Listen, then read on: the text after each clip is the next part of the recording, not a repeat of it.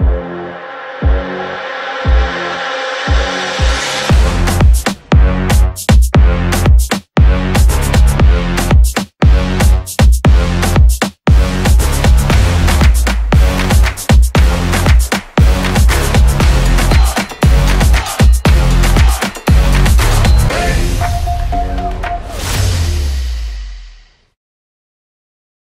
right, so now we are going to have a fireside chat with no fire. No fire. COVID. Oh, it's that lamp behind you. Okay, Jennifer. All right, we're good. We're good. So we're gonna have a chat, a light side chat, and on starting a business. So we have Edwin, we have Michael, we have Jennifer. Before I launch and hand it off to you, though, I have the CPE thing that I have to say. Basically, polls are gonna pop up every 10 minutes. You have 30 seconds to answer. You have to do 75% of them to get credit. Everybody knows this. We've been doing it for decades. All right, here we go. So that being said, I'm just going to turn it over. Jennifer, I believe you're hosting the Lightside chat. I'm not sure, but I'm going to hand it off to you three, and you three can introduce yourselves more properly and where you work and what you do, and then let you take it from there. So thank you. I'm your not host, Jen. Perfect. Yeah, perfect. No, I guess I'll start. So I am Jen Kijek, and if some of you were sitting in on some previous sessions, you saw some of Avalara's best tax experts. I'm actually not one of them. I'm actually run our e-commerce alliances group. And, I'm really exclusively focused, on working with e-commerce partners. A lot of the ones you've heard of, the Shopifys, the Magentos of the world, and there's a whole ecosystem around it. So when you start talking about starting a business, I'm here to just sort of talk about what some of those online, constraints and processes are. Terrific. Well, I'll go next. My name's Ed Antolin. I'm a tax attorney in a state and local tax boutique in Walnut Creek, California.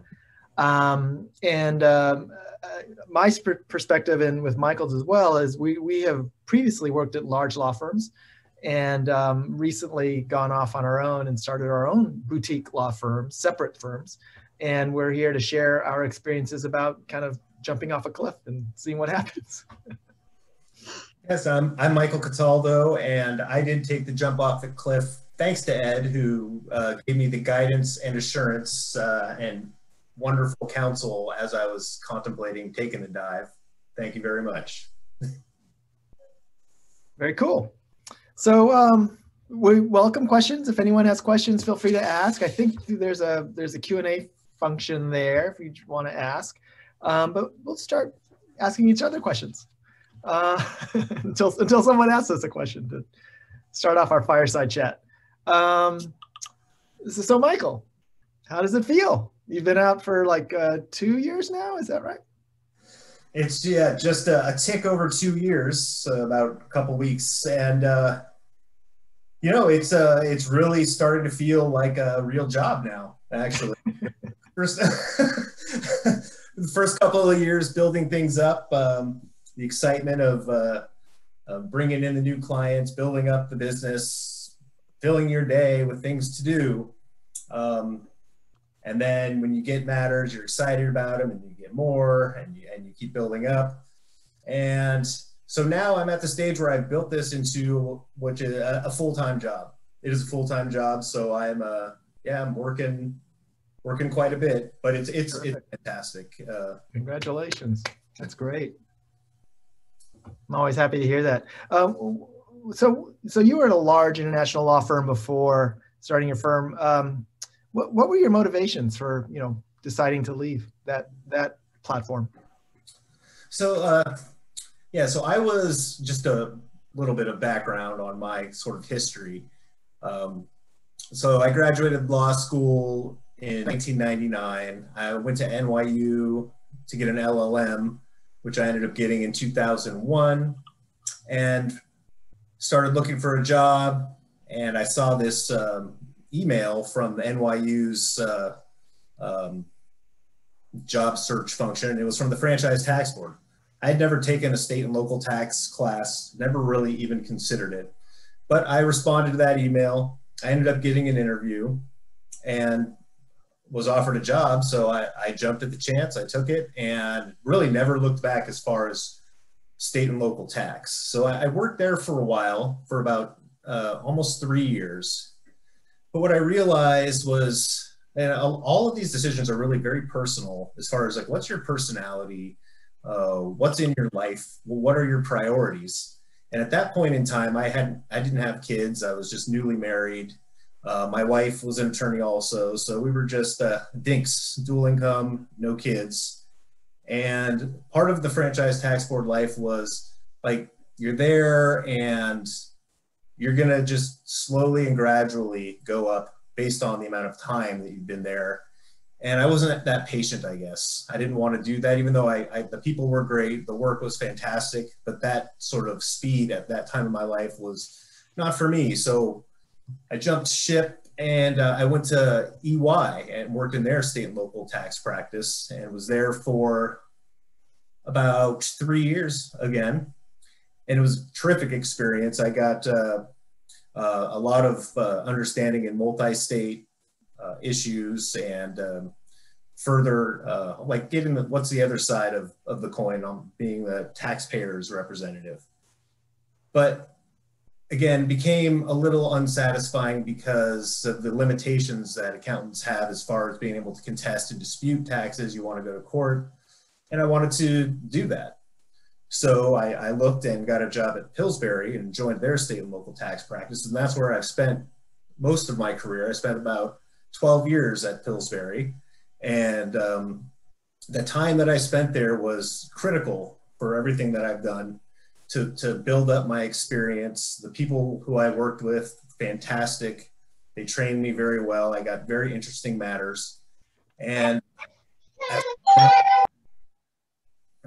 able to really just do the matters on my own and didn't really require supervision. So I just started doing that for a while. And then I started getting that sort of franchise tax board feeling again, as far as like ability to grow and more control over my own personal schedule. And at this point, I have kids now who are young. They're 7 and 8 years old now. So they're like 4 and 5. And I thought, you know, at this point, like, what I think I'll take the dive. And I thought about it, and I thought about it for, you know, a year or so. And then at the tax policy conference in San Diego is where, and you have these memories in your life where they're just so vivid, no matter how long ago they were, to certain ones. And this one really stood out, and I will remember it forever. As I was talking with Ed, it was like evening time cocktails. We're just sitting, and he had this air of calm around him as he was, because he had fairly recently gone out on his own, and he was just so at ease with it. Like, just do it. He's like, people just call. People just call. And it was just so at ease. And that really like spurred me to actually take action rather than just thinking and just dive in and do it. And it's really the commitment to doing it and your willingness, at least for me, like, okay, well, there's some risks here. Perhaps maybe I won't make as much money if I leave. Maybe I'll fall on my face. But I was prepared for that. Like, if that happened, would it be the worst case scenario? So I did it and didn't look back, and it's been great. Hey, Michael, there's a question, actually, a very relevant question for both of you in the chat, you know, and it's from Kristen. It says, my biggest fear is on the income side of things. I'm single. I don't have that safety net of a second income, you know, and so did you have that concern, you know, while you were trying to build up your clientele? You know, absolutely. And it was, the concern was well before, like, I would think about and like do like spreadsheets. This is a while before I took the dive, and it's like, okay, what about this? How much money here? How much money am I here? Am I going to live this long? When am I going to retire? Kids, what do I have to get for them? And at some point, I'm like, okay, I had saved enough to where it was like, okay, if I try this, I have to give myself at least a year to where I'm going to just fall on my face and get nothing. But I got to give it that at least. So I looked at, my wife was working at the time, so she was bringing in income. That helps. We had kids though also, but it was the perfect time for me to take the risk and say, you know what, if I do fall on my face, everything's going to be fine. Perhaps I'll have a little less money, but you know, that's all right. And you really just have to say, hey, I could fail. It's possible I could, but don't let that like distract you in your day-to-day efforts when you try to. It's making the commitment. You make the commitment and you jump in. And then once you do that, you stop thinking about, is this going to work or is this not going to work? You just work at it and say, hey, I've got a year for this. So 2 months in, maybe things are quiet. Don't get nervous, have a plan, reach out to people, work your network, do what you need to do and follow through. Yeah, so I would just add that when I left my prior firm, I had been practicing for nearly 25 years, a little bit less. So I had been working as a tax lawyer, doing state and local tax, which is my focus, for that entire time. And at least as lawyers, even in a big firm, you, for the most part, have to kind of figure out where you're going to get work from. Some lawyers are kind of like glorified associates for other lawyers, or, even though they're maybe labeled a partner. But in my experience, it had always been, at some point you kind of figure out what you're going to do and where you're going to get that work. So in a sense, I had been kind of entrepreneurial even when I was at a big law firm and at the prior firms that I had worked at. And so when I decided to go off on my own, I kind of felt that. I mean, you can't ethically take the clients with you. They have to decide to leave the prior firm. But I had an idea that at least some would come, and so I think that helps. But what also I think kind of alleviated some of the concern that I had at that time was, what's the worst that can happen? I mean, if clients don't call me, I go back and work in a big firm. That was my situation. I think that was Michael's situation. For others, I appreciate that can be a little flipped and there would be more risk. So what I would say is, I think the move has worked for me and I think for Michael because we have been practicing for decades and kind of have that experience and that network of clients and referral sources. And so that kind of helps lessen the anxiety, I think. Yeah, and I'll echo that and really emphasize it's kind of like, what is your personality like? Like, I know a lot of people and their personalities where this wouldn't really suit them because they want that absolute security. Like every 2 weeks, this amount is going into my bank account. I can budget, I can have certainty, and it's just your personality. And I could tolerate having variations in income, but I did say I was very diligent in saving, and my wife worked too, so it's not like I was risking my children's welfare. I was going to be able to take care of them, and kind of like Ed said, like if I fell on my face really bad, I have the skills to market myself to somewhere else. I'd go back to a firm if I needed to. I didn't want to. I wanted it to succeed, and one of the things, kind of like compensation and growth. Like the whole notion that, like when I was talking about the franchise tax board, your compensation growth is like scheduled forever. Like I could sit there as the second year person at FTB and say, if I stay here for 35 years, here's how much money I'm going to make in 35 years. And then but you also get like benefits, and a lot of people who want to stay there like the notion that I'm going to be taken care of after retirement, pension, and they're running their calculations. When am I going to retire? 3-year average of highest pay, things of that nature.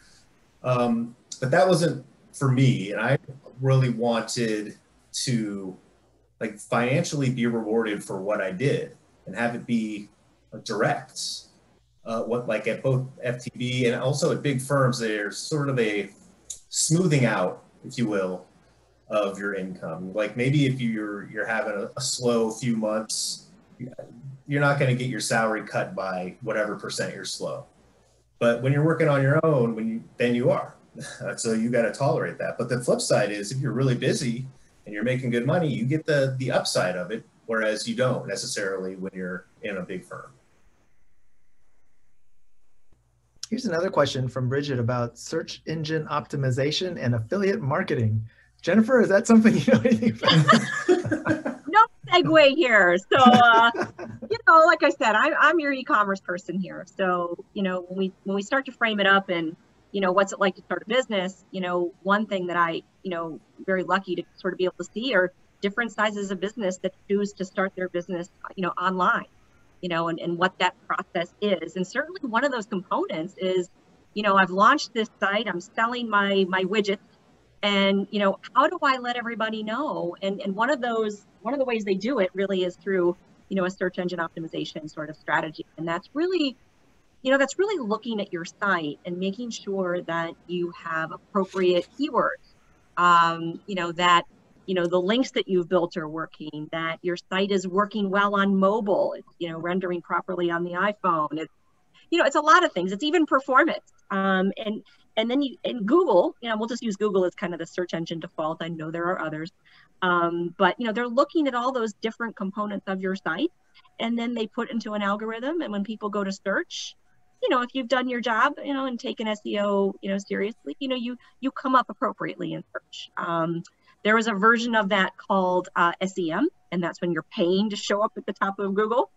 And then affiliate marketing, right? And there's two ways to look at affiliate marketing. One is I am a content producer and I want to make money on my site, so I'm going to sign up, to let other third parties play an ad, and then I'll get a little cut if they link and buy something. And then the other is, you're actually wanting to be the person paying for people to come to your site thing. So if you guys have ever seen like eBay, which is now Rakuten, you go there and you get a discount for clicking through to buy something.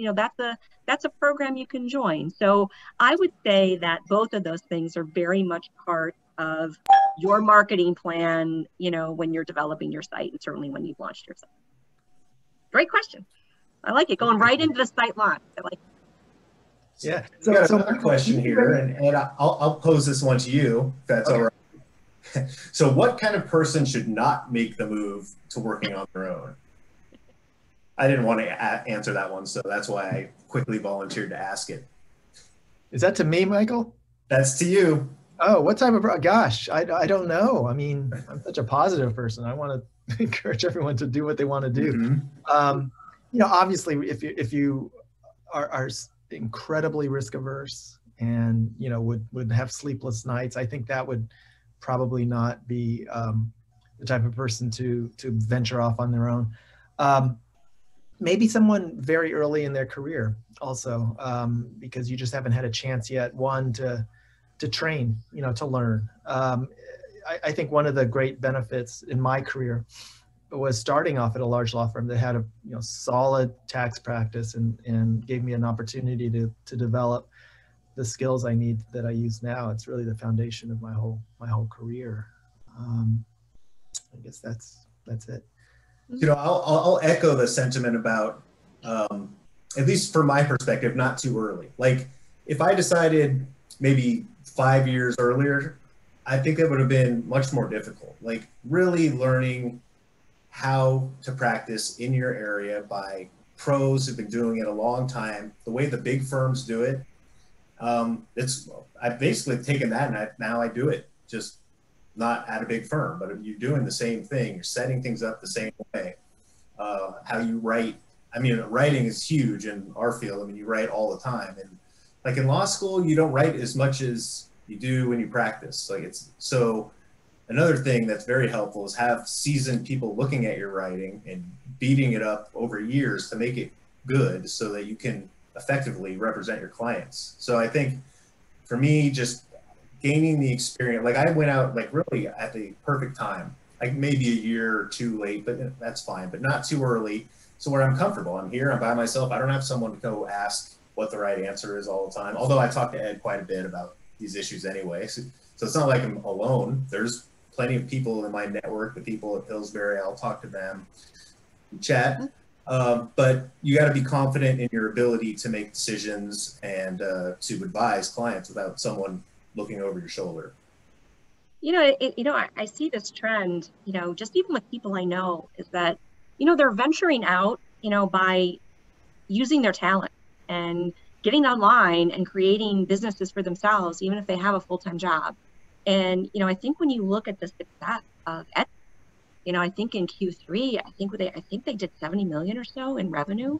That is really telling that people are going off on their own and they are creating businesses, and maybe it's full-time, maybe it's not. My mom is actually one of them. She has an Etsy store and she's an artisan, and it's really amazing because when you look back, I mean, even just 10 years ago, not an option, to be able to transact and have that kind of user base without having to travel and go to shows. And it's really incredible. But I know so many people starting their own businesses now, and they're using those platforms like Etsy to do it.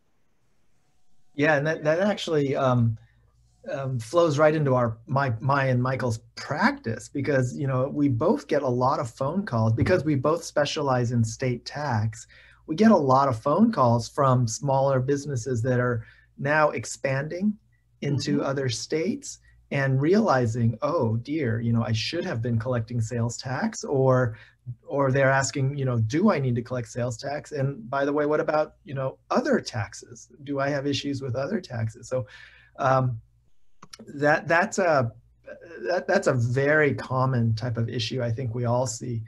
And usually my advice is, while it's great to be in compliance at the very, from day one and all of that, often it's not material to file returns in a lot of places. And maybe, just decide for yourself as an entrepreneur, when it's going to, what threshold is the bar for, deciding, okay, now I'm going to start registering in a state and collecting sales tax on transactions and things like that. But even for, even if you're not selling widgets, if you're a service provider like a lawyer or accountant and whatnot, you also have to realize, states have economic nexus rules, and you may very well be found to have nexus in a state even though you never go there, which is, the reality these days.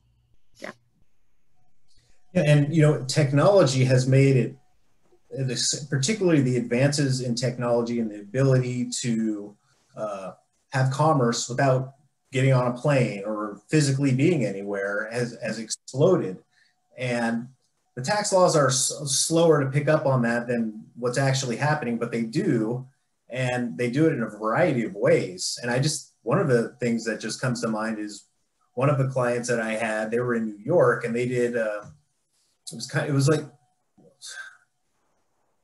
software, it's sort of software that's used to check on trades of insiders, just to make sure they're not doing insider trading. So there's all of this software, and it's all accessed remotely, done remotely. Everyone's in one place, but the clients are all over the place who are using this. And those things, like traditionally people think of sales taxes like you're selling tangible personal property, something physical, but that's not always the case, because many states tax certain information services. And like in New York, they thought of this particular thing. They were saying it's a sale of tangible personal property because it was canned software, and they did an analogy to, and this analogy was really funny because it just was such a throwback in technology, where you go to a computer store and rent their computer to use their software. I don't know, maybe people still do that, but that was kind of how the department analogized this offering. And hey, there's this tax. And so this was at one point a very small company. And one of the things I noticed about the startups, their big goal is drive revenue. We want to get as much revenue as we can, because that is going to be the number that people use to figure out how much they're going to pay to buy us. And they're more, I found that they either willingly take risks with sales tax, or they are just completely ignorant to the fact that they are actually even due.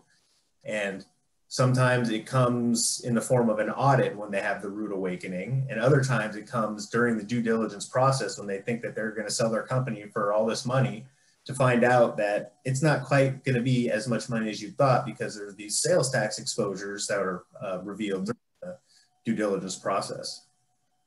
Yeah, was it 43? Is that 43 out of 45 states now have those economic nexus laws? Yeah, I think so. And they even have them for income taxes too. And so it's kind of a minefield for businesses that are expanding into multiple states. And, and especially if the business is a flow through entity. So now the shareholders or the partners suddenly it might have exposure in other states, and it's complicated, which is, it keeps Michael and myself busy, but I appreciate it's complicated. A lot to keep track of. And then there's the clients on the other side of the spectrum where they're really small. Like I always think to my aunt, she likes to knit little baby stockings.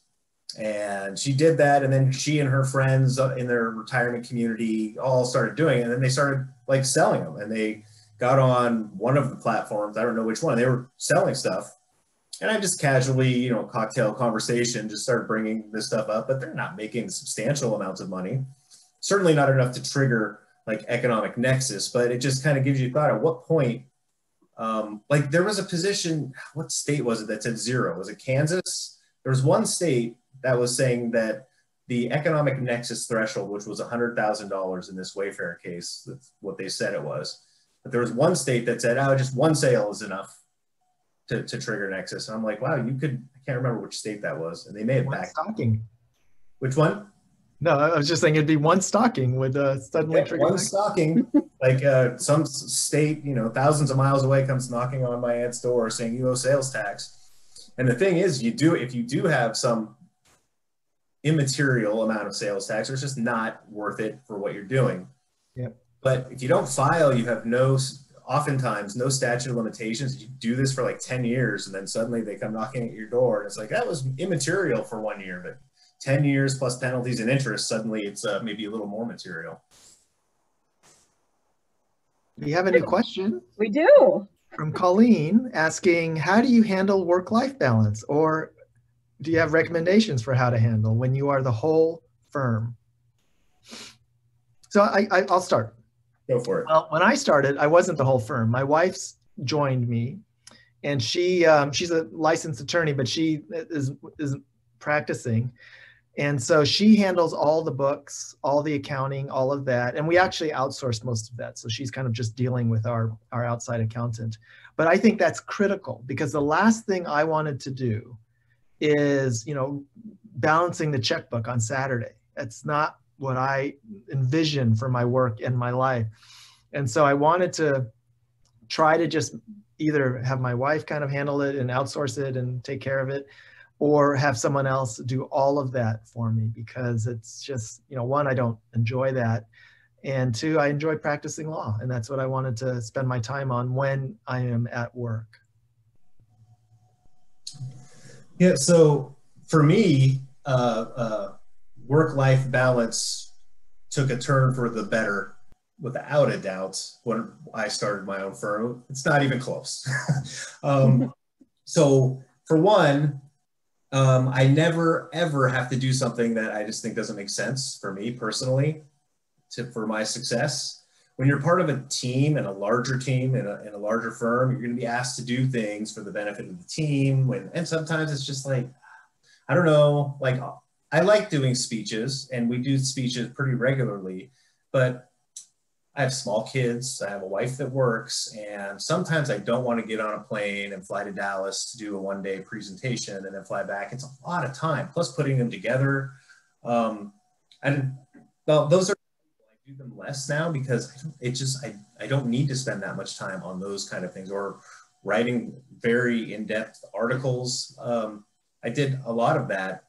Now I'm on my own. I'm focused on my business. I'm focused on my clients.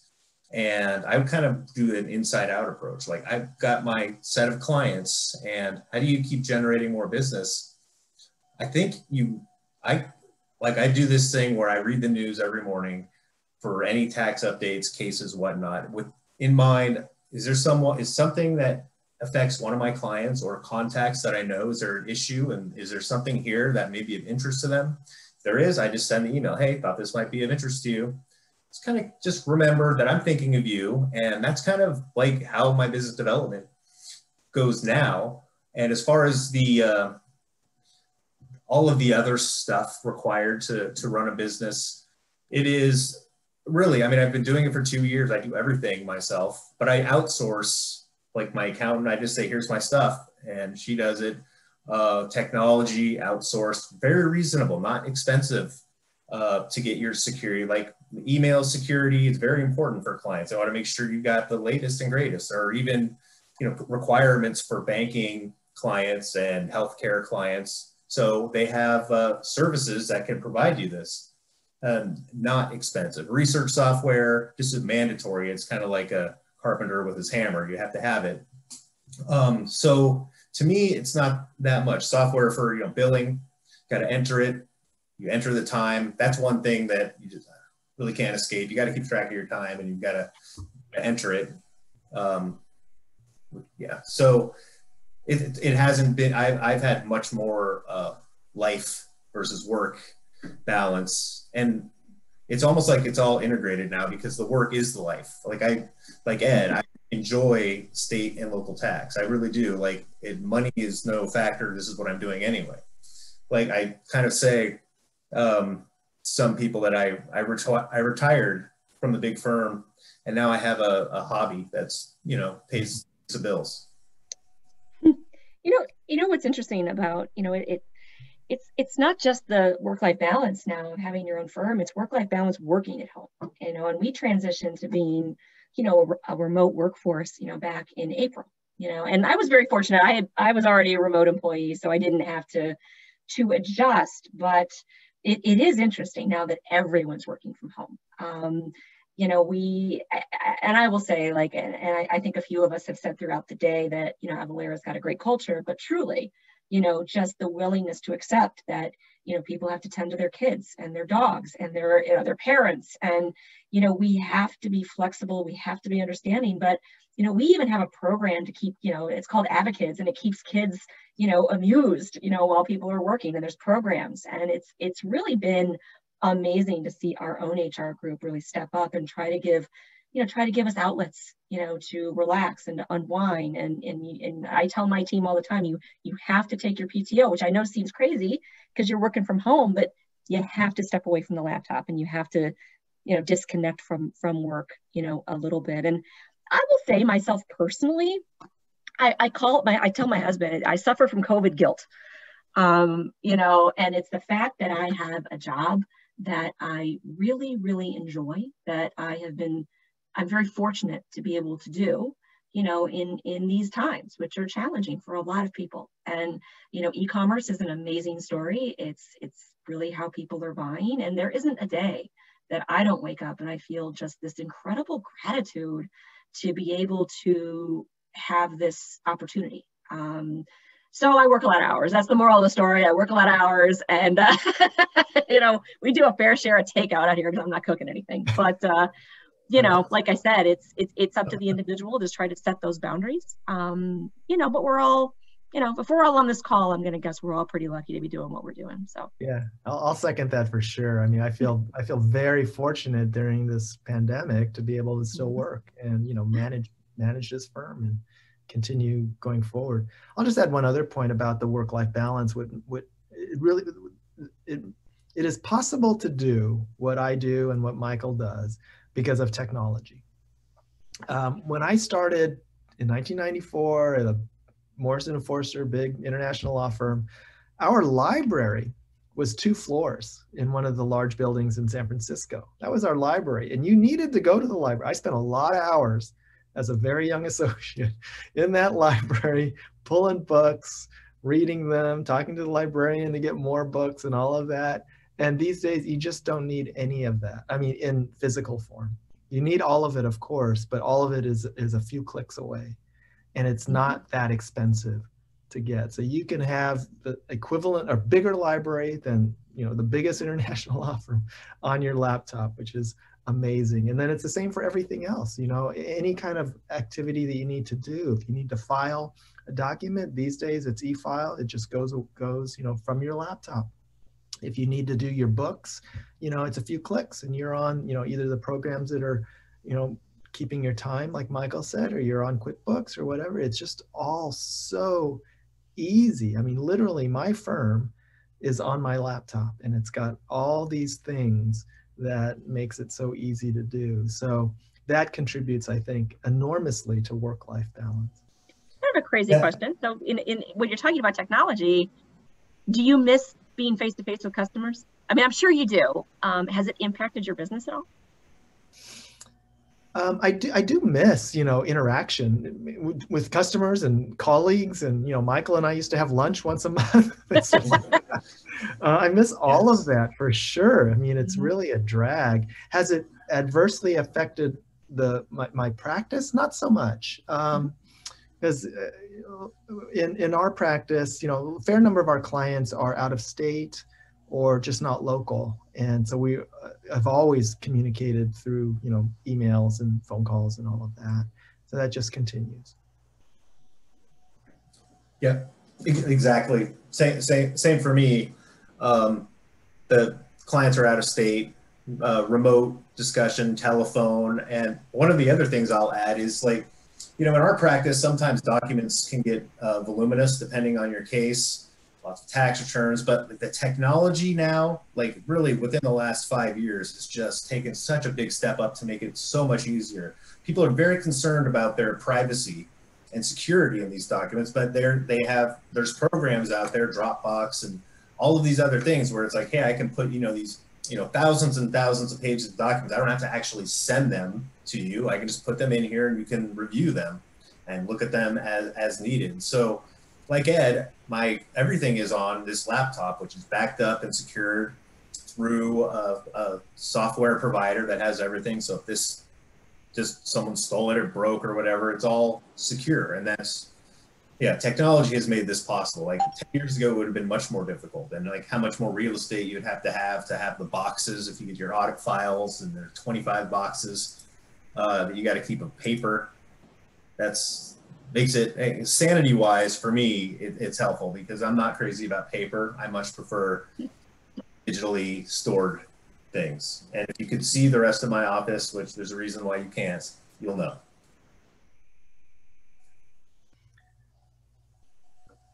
Here's a question for Michael. Is there anything about your firm that is different from what you anticipated when you started? So the one thing that is different than when I started, I had a lot of misimpressions about how it was going to go. And I don't regret having done anything because you kind of have to do it to figure it out. One of the things I thought was, well, I'm going out on my own. And now I've always practiced in state and local tax, mostly income tax and sales tax, mostly California, but other states. A pretty narrow focus, pretty specialized. Now I'd also done some property tax work and employment tax, but not super regularly. And I thought I would have to broaden my base a little bit to make sure that I was, getting clients. And turns out that's absolutely not the case at all. In fact, I'm actually more specialized now that I'm on my own, really just doing the income and sales tax cases than I was at the big firm where I was mainly doing those, but I would also do other things. I would get the random taxes. I was the random tax person. There's some random question no one knew anything about. Cataldo, you got it. So I got a lot of random experience back. So that was surprising to be more narrowly focused than I thought I would be. Right. Well, I can say in my experience, I started off thinking I'm just going to have this simple one-person firm. My wife and I kind of doing it together. And then pretty soon after that, some friends called and said, we'd like to join you. And so we grew, within a year, we were up to 3 lawyers. And we've kind of stayed steady there. We added a new associate not too long ago. But that's a surprise to me because I hadn't really thought about growth. I had kind of thought that it would just be me. That's kind of what I had envisioned and thought was going to happen. But I was delighted to have others, have an interest in kind of sharing the ride. So it's been fun to do that.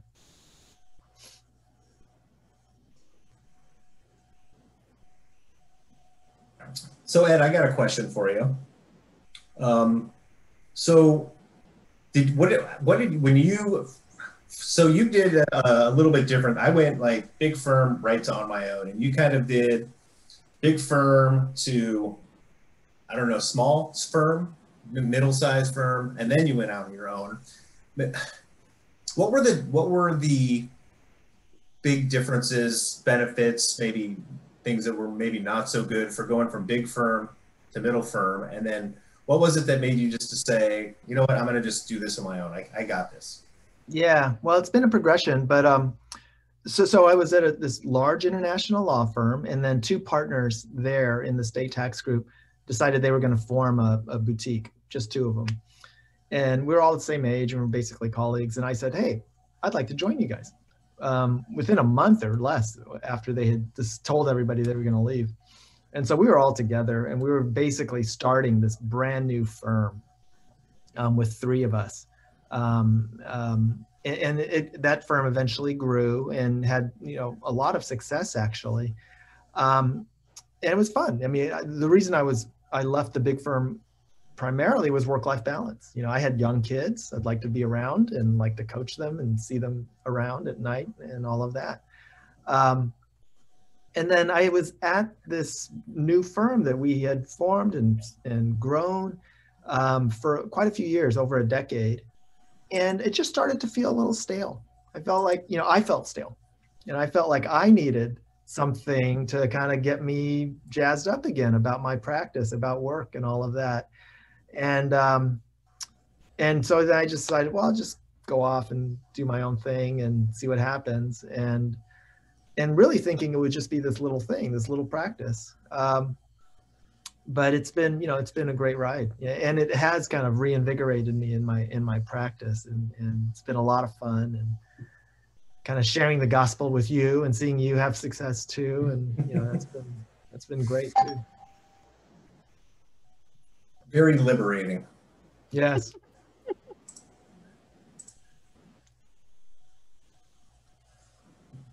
So one of the things, and this is sort of like in the work-life balance kind of, and this is, again, it's these decisions are very personal. Like all of these decisions really were just evolved around, what do I want to do with my time here on this planet, with my life? I'm fortunate, blessed, because I didn't have the, like, my kids are not going to eat if something happens. You know, I had saved up. My wife, also an attorney, she was working.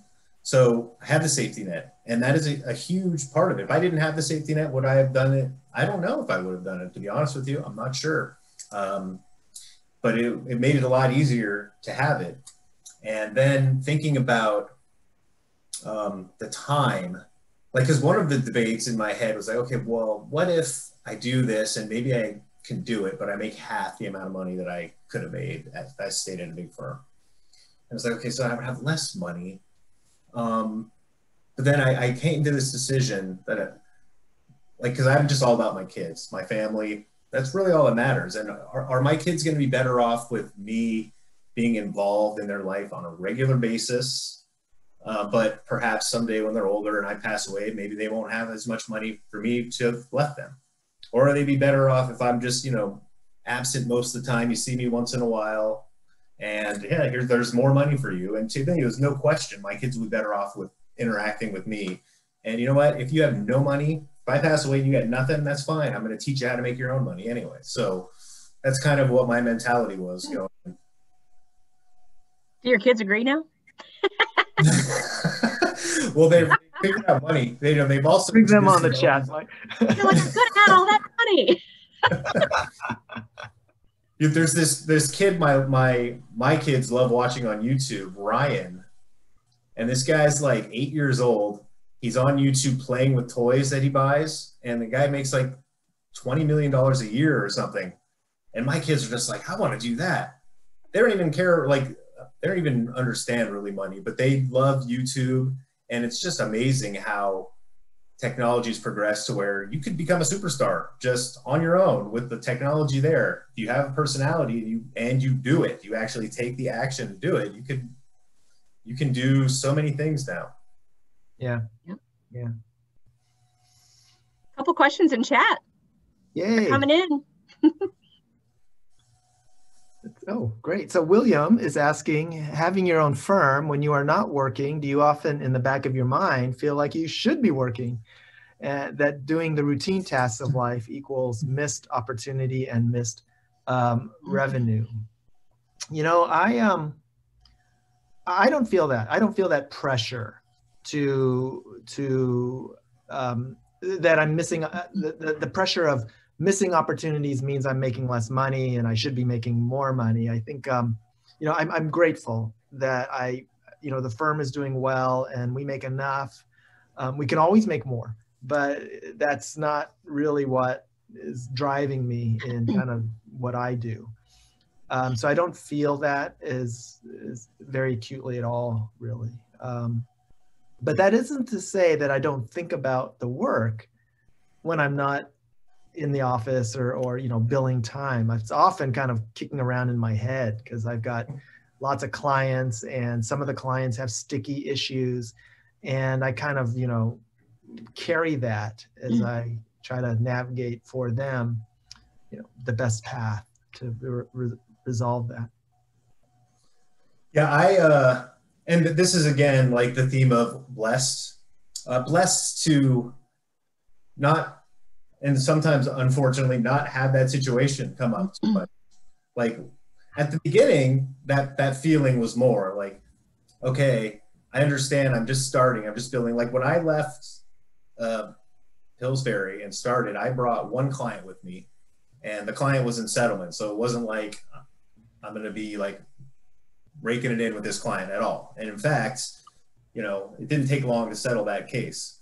So I didn't have a lot, but I already told myself, you know what, and Ed was an excellent counselor for me, like regularly on this, like, enjoy it. I'm like, yeah, well, I'm not really that busy. I'm scratching here, scrapping there. And Ed was so calm, enjoy it. It's going to happen. You're going to end up getting busy, and get involved, take matters. Like I would do matters that now I won't do just because I just don't have time. But then it's like, all right, I'll do, and sort of pro bono even, or really low rate, just to stay busy, keep your mind sharp. So I don't really have that, oh man, I'm down, I should be doing this. It's more like I'm really busy and I'm doing this, and maybe I'm feeling guilty about not doing some other thing. It's because I'm doing this thing. Like I need to enter my time for this month. It's like, I like to do it like every single day, and I write it down, but I got to put it in the system. And sometimes I let it drag on a little too long, and then it's like, I got to put in like 2 weeks worth of time. You got to do it. So it's not even guilt. It's like, you just have to do it. You can't, like, it's foolish to not get bills out on time. Like it's just like doing your business, running a business. Doesn't matter what you're doing, got to get your bills out on time. And especially for me, and probably Ed too, or a lot of the clients, they're regimented in their process of AP, payroll. It's like, if you don't get it in by this date, it's getting kicked to the next month, and then you won't get paid you're going to delay getting paid. So robotically I do that, but not a lot of guilt. And in fact, if I have that time, I enjoy it. I just take it. I don't think that really happens anymore though. Yeah. I think we have another question here. Yep.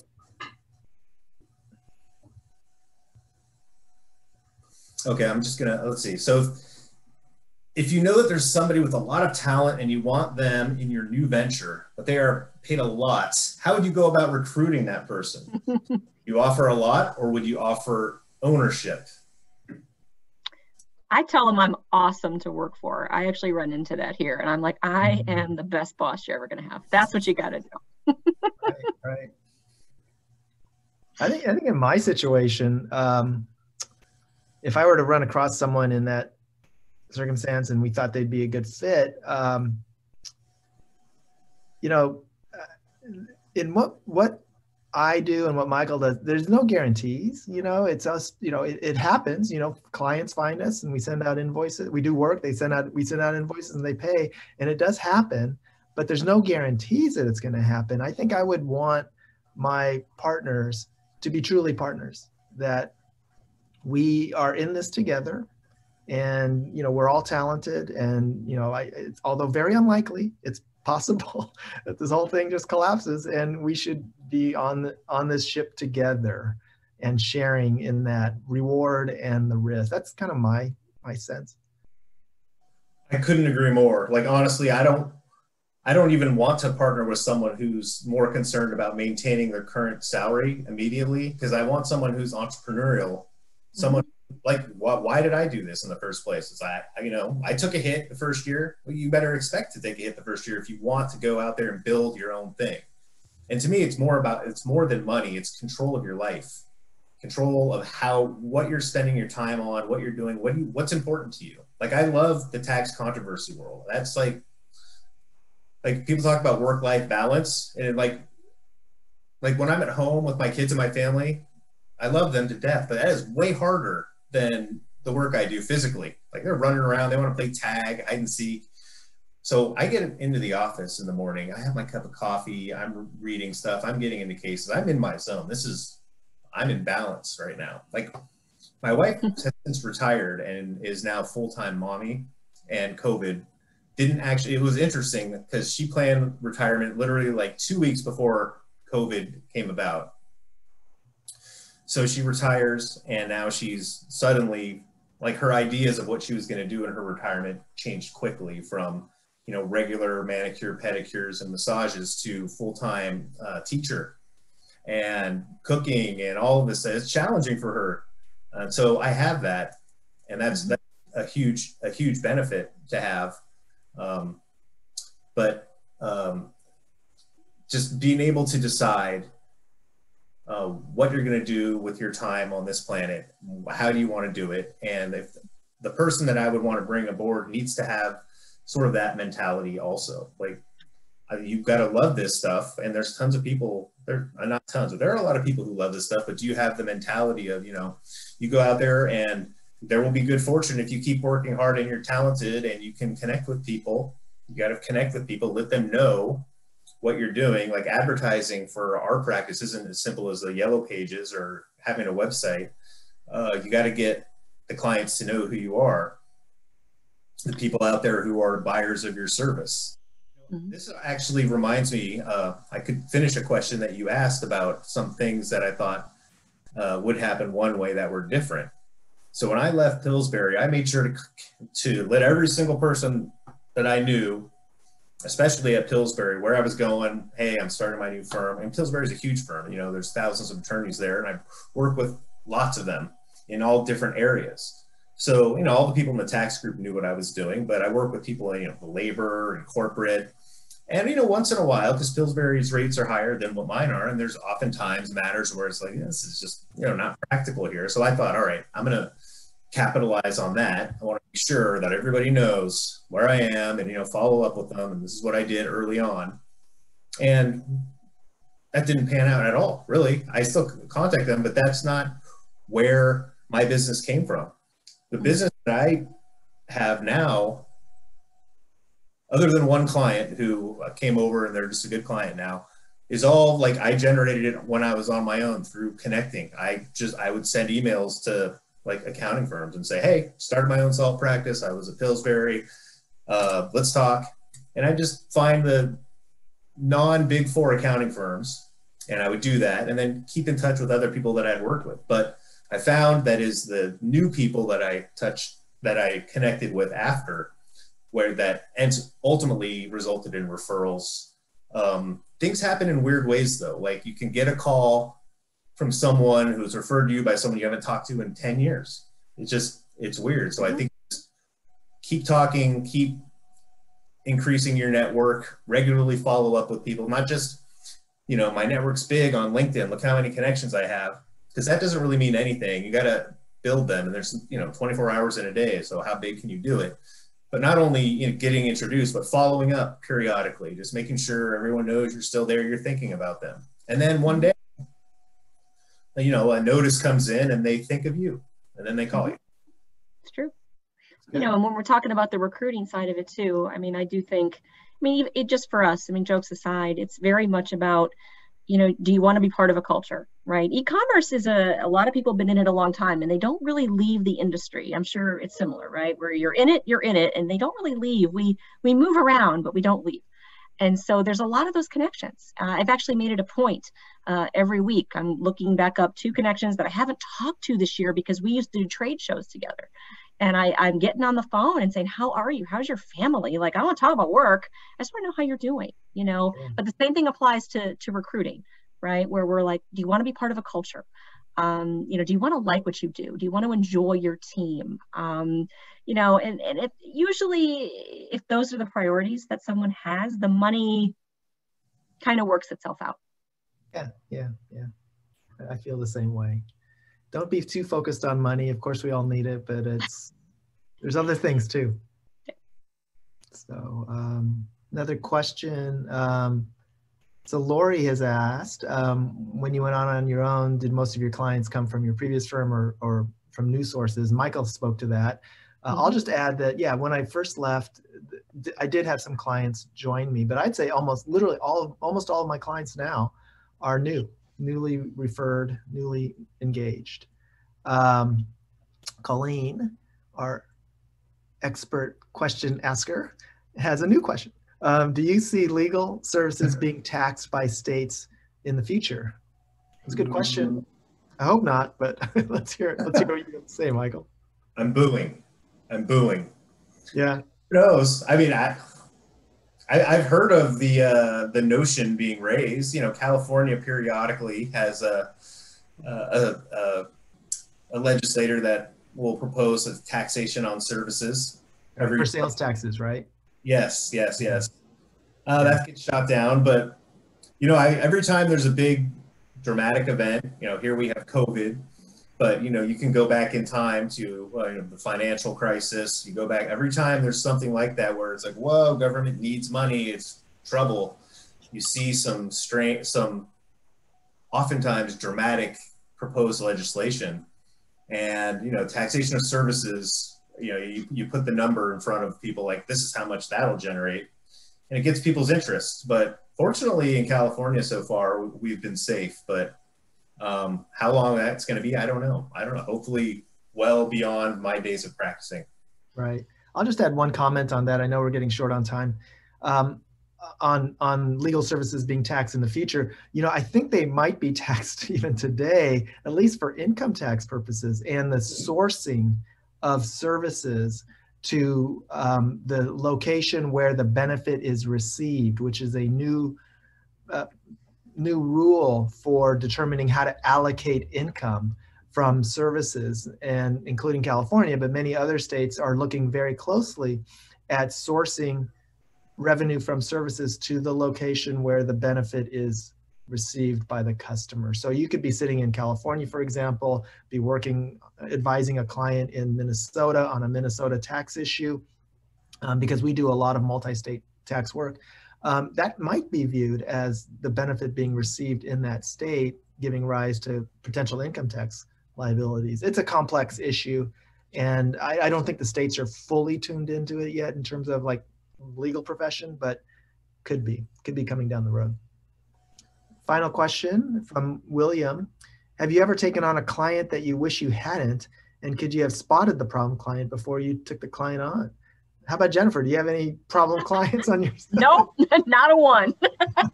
They're all great.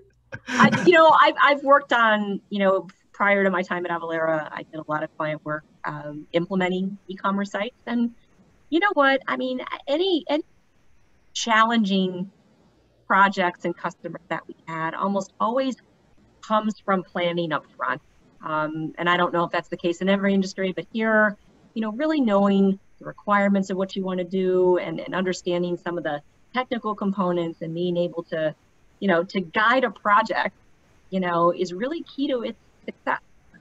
So I've always been a fan of the more you can plan up front, the better everything is going to go. So I wouldn't say a client I ever regret, because I think I've learned something from every project I've ever been a part of, but certainly best practices that I've come to, you know, really advocate is, you know, planning up front, and things go much more smoothly. Yeah. How about you, Michael? So it's not really the client, but the matter. Like all the clients that I've had, they're great people. I enjoy them. I tell them like it is, that here's their situation, here are the risks, here are the arguments, but it's really the matters. And I don't regret them, but this is kind of like when I started, more open to taking anything, really. It's like, hey, you know what? I mean, I did stuff that's like make like 20% of my rate back when I started, because it's either 0 or something. And so I take something because, you know, I got to fill my time.